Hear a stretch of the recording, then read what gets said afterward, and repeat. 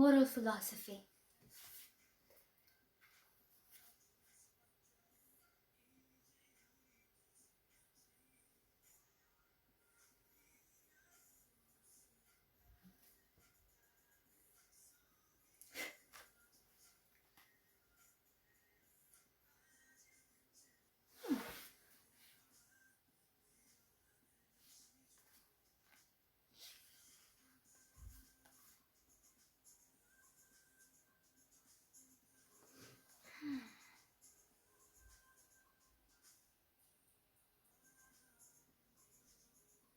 Okay.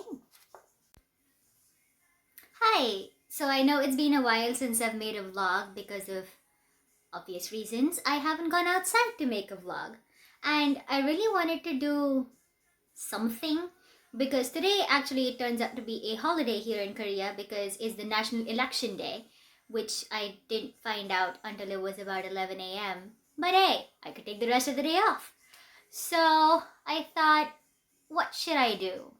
And then I turned to the next thing that I wanted to do, which is read books. So I thought of making sort of a very small mini series, so to say, on the books that I have been reading in the past few months and want to be reading in the next few months. So I thought the first thing that I would start with, okay, I've been like thinking in this video a lot, but you know what? I'm not going to edit this out. Partially because I'm not that good at editing, but hey, who needs to know? Well, you all do because you just watched me say that. Either way, moving on, what I'm going to be talking about today is ethics and moral philosophy. Whew, I know, I'm the last person to actually be talking about that because I don't really have a lot of official knowledge about ethics and moral philosophy. So I turned to two things to ask about where to start. One, Facebook, because, large number of people, some of them can answer my questions. And two, media and entertainment. Well, there's this one particular show called The Good Place, which I absolutely loved. And there's this one character in the show, Chidi Anagonye. And he, when he was on Earth and alive, well, actually in the afterlife too, was a moral philosophy professor. And he recommended some books in the show, which, when I did a little bit of digging around on the internet, became a very nice selling list in Harvard Press, which was called Chidi's List. So I thought a couple books from there might be fun to read. Well, the first one that I started with was Kant's Groundwork for the Metaphysics of Moral Philosophy. And whoo boy, it is dense. This book is so dense. I have read, I think, 21 pages in this book. And I think I'm going to have to read these 21 or 75 pages of the original text at least a couple times to understand everything, because it's a very interesting topic. Like, when you think about it, moral philosophy, ethics, those are some of the questions that we start off with when we are thinking of what our actions are, what's good, what's bad, what actually counts in this world. And I mean, I could ramble on this for hours because people have not rambled but actually had proper discussions about it. But after watching that show, I've had this desire, for the lack of a better way to say it, in me to both read the books that Chidi suggested and a couple of the other books that some of my friends suggested on Facebook, including this one over here, which is called The Importance of What We Care About. And I actually started this one too. And one of the first examples that they talk about in this particular book, let me find. Alright, I found the example that I was thinking about. So this is literally on page 2 of this book. Let us suppose that someone is threatened convincingly with a penalty he finds unacceptable, and that he then does what is required of him by the issuer of the threat. We can imagine details that would make it reasonable for us to think that the person was coerced to perform the action in question, that he could not have done otherwise, and that he bears no moral responsibility for having done what he did. But just what is it about situations of this kind that warrants the judgment that the threatened person is not morally responsible for his act? So I thought this in itself was a very interesting dilemma. And how do you deem one action morally right or wrong? Like, what about all of the other actions that have led up to that particular action?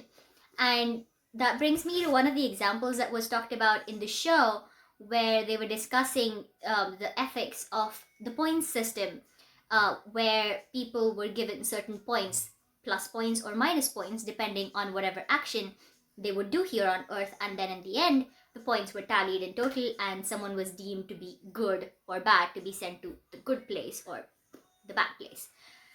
And one example used was tomatoes. Or, okay, oh, my camera got cut off. So, the example that I was talking about was that of buying a rose.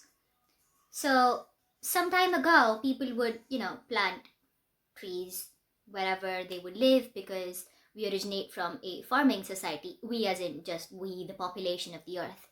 And it was very easy for someone to buy or take a rose and gift it to someone else. But when you think about the same action now, to in some ways justify what you're buying, you have to think about where that rose is coming from. Is it a locally sourced rose? I might not be restating that example properly, but the basic concept is that, like, the same action now can't be valued the same as it was before, because there are so many other things that go into that particular action. I feel like I am rambling again, but that is what this subject is, and that is why I want to read more about it and understand more about moral philosophy, and about, is this right? Oh, this way. And about what we owe to each other. Because this is one other book. This is a book by Scanlon. I think I'm pronouncing that correctly. I'm not sure. But this was another book that was heavily mentioned in the show. I haven't gotten to this one yet. I will very soon and let you know about my findings. But this is immensely interesting and intricate. I mean, why we do what we do is a big question for all of us. And as an academic who is an astrophysicist, I spend pretty much my entire day looking at everything but the Earth. I mean, I look at galaxies far, far away and the black holes they contain.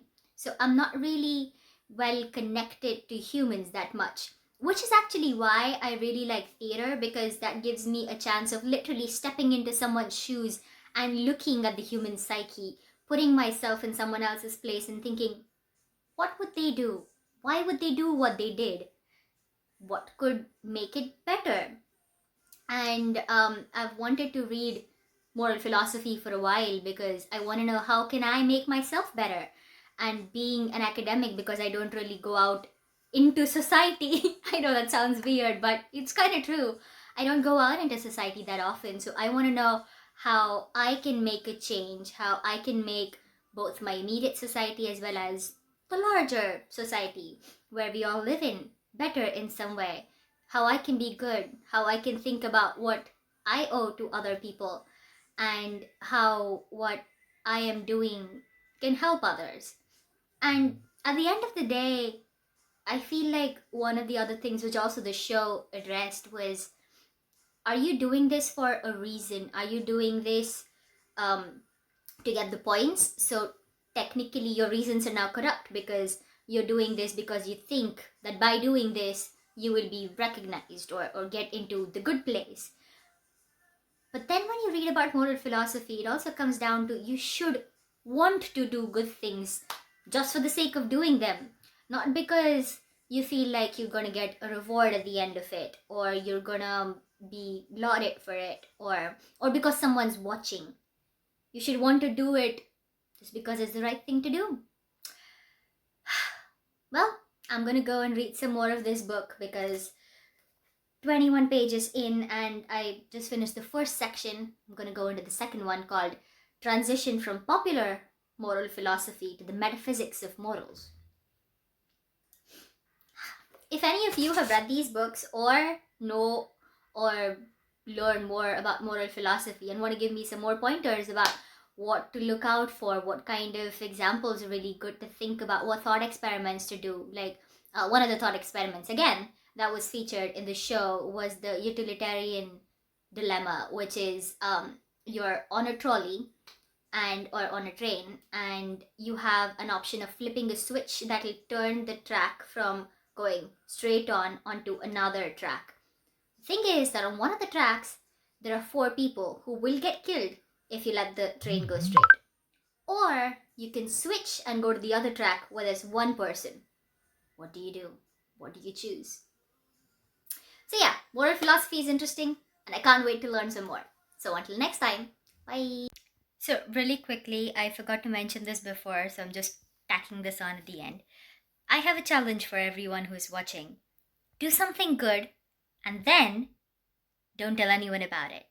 Because that's the crux of doing good, just for the sake of doing good. Good luck!